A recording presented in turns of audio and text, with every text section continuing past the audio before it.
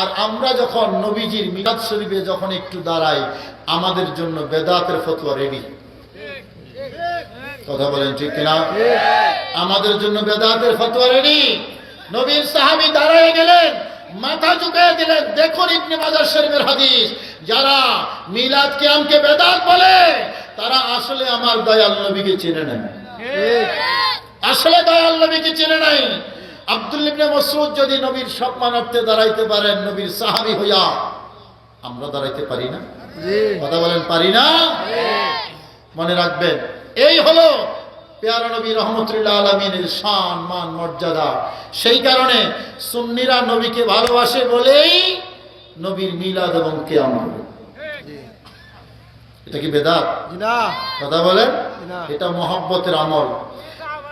আজ থেকে শুনেন, আজ থেকে অনেক আগে, প্রায় 17-18 বা আরো বেশি,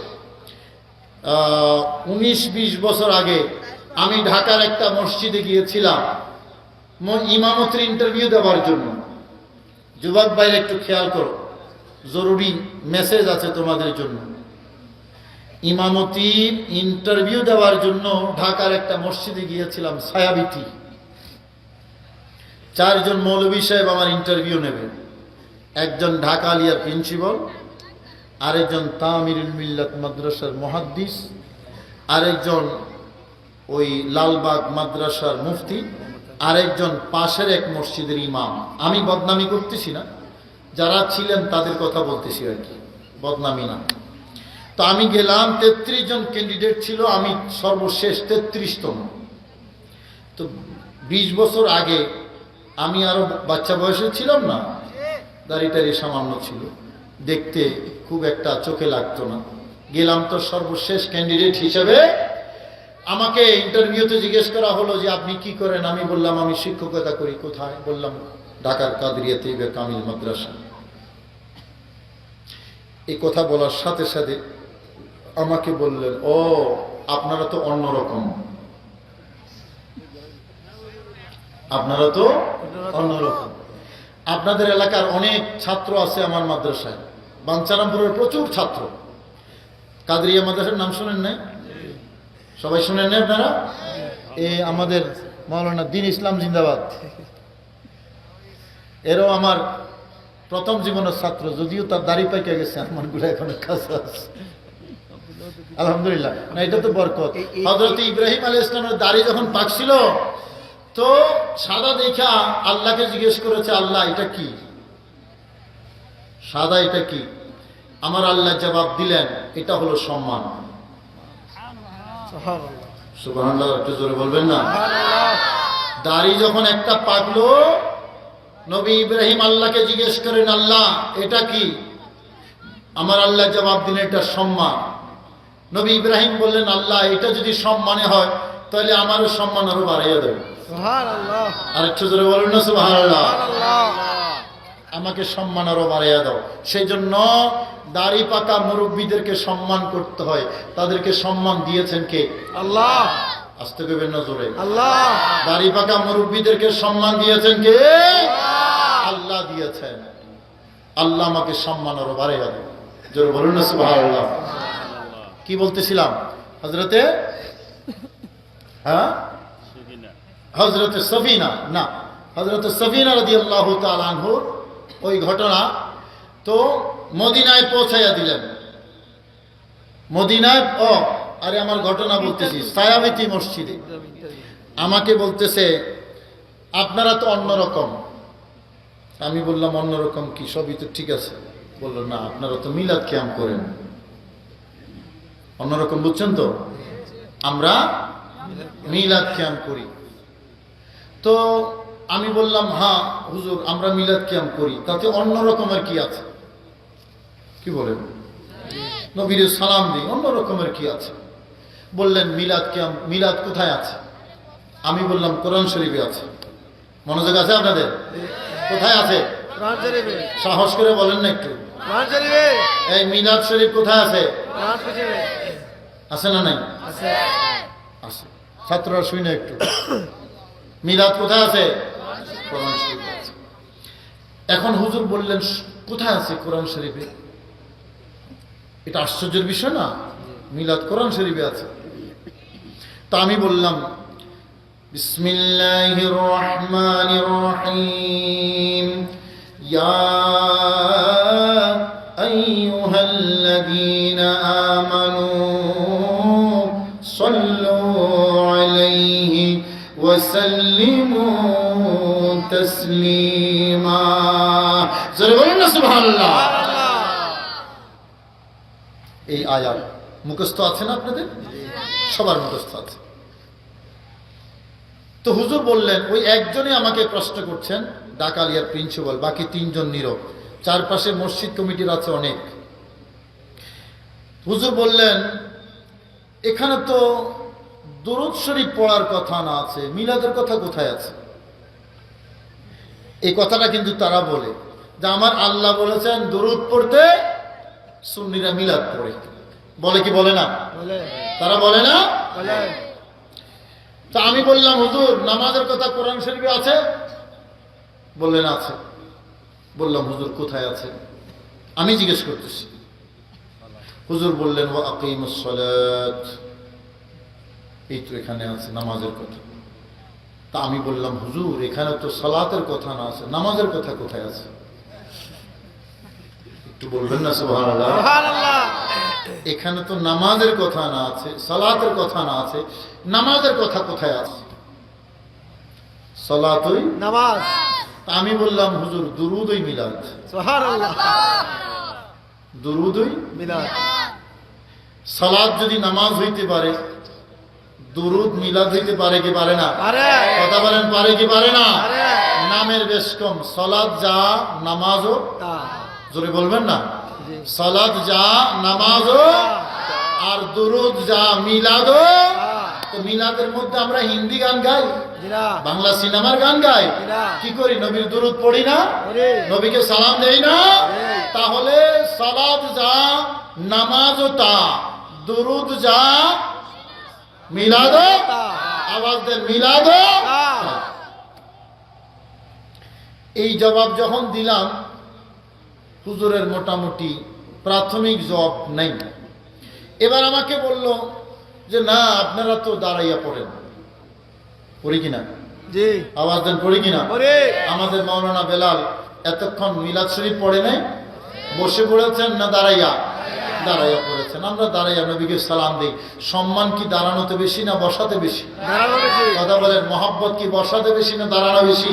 সেই জন্য আমরা নবীকে দাঁড়াইয়া সালাম দিই। কারো কোনো অসুবিধা আছে? আপনারা তো দাঁড়াইয়া দেন। আমি বললাম, হ্যাঁ দাঁড়াইয়া করি, আমরা দাঁড়াইয়া নবীকে সালাম দিই। তো জিজ্ঞেস করলেন দাঁড়ানোর কথা কোথায় আছে? আমি বললাম কোরআন শরীফে আছে। কোথায় আছে? কোরআন শরীফে আছে। জিজ্ঞেস করলেন কোথায় আছে কোরআন শরীফে? আমি বললাম বিসমিল্লাহির রহমানির রহিম, ইয়া আইয়ুহাল্লাযীনা আমানু সাল্লু আলাইহি ওয়া সাল্লিমু তাসলিমা। সুবহানাল্লাহ। একই আয়াত, সেম। তো হুজুর আমাকে বললেন, এখানে তো দরুদ পড়ার কথা না আছে, দাঁড়ানোর কথা কোথায় আছে? কথা তো ঠিক। এখানে তো দুরূদ শরীফ পড়ার কথা না আছে, দাঁড়ানোর কথা তো নাই। তো আমি হুজুরকে আবার পাল্টা প্রশ্ন করলাম যে হুজুর তো কিভাবে পড়ব? উনি বললেন বসে পড়ব। তো আমি বললাম, হুজুর বসে পড়ার কথা কোথায় আছে? সুবহানাল্লাহ বলবেন না? সুবহানাল্লাহ। পছন্দ হইতেছে না কথা আপনাদের? তো কেউ কেউ মুখ কালা করে আসেন, যে ঘটনা কি? কোন সমস্যা আছে? মিলাদের কথা শুনলে তো আমাদের খুশি হওয়ার কথা। তো হুজুর যখন বললেন বসে পড়ব, তো আমার তো প্রশ্ন করার সুযোগ হয়েছে, হুজুর আল্লাহ পাক রব্বুল আলামিন তো দরুদ শরীফ পড়ার নির্দেশ দিয়েছেন, তো বসে পড়ার কথা কোথায় আছে? আটকায় গেল না? কথা বলেন, আটকাইল না? কই মাছ যেরকম কারেন্ট জালে আটকায় নাকি? কই মাছের বন্ধু না কারেন্ট জাল? কারেন্ট জাল দেখছেন আপনারা? কথা কয় না? এটার সাথে কই মাছের বন্ধুত্ব আছে না? কাছাকাছি গেলেই ধরে লাগে বলে, এটা নামই তো কারেন্ট জাল, এভাবে ধরে লাগে চুম্বকের মতো। তো এইরকম কারেন্ট জালে আটকাইছে। আমি যখন বললাম যে আমার আল্লাহ বলেছেন তোমরা দুরূদ শরীফ পড়ো, তোমরা নবীর উপর সালাতু সালাম পড়ো, তো আপনি বসে পড়বেন সে কথা কোথায় পাইলেন? কোরআনে তো বসে পড়ার কথা নাই। তো বসে পড়ার কথা নাই, আপনি বলতেছেন বসে পড়বো। দাঁড়ানোর কথা নাই, আমি দাঁড়ানোর কথা বলতে পারি কি পারি না? আটকাইয়া গেল।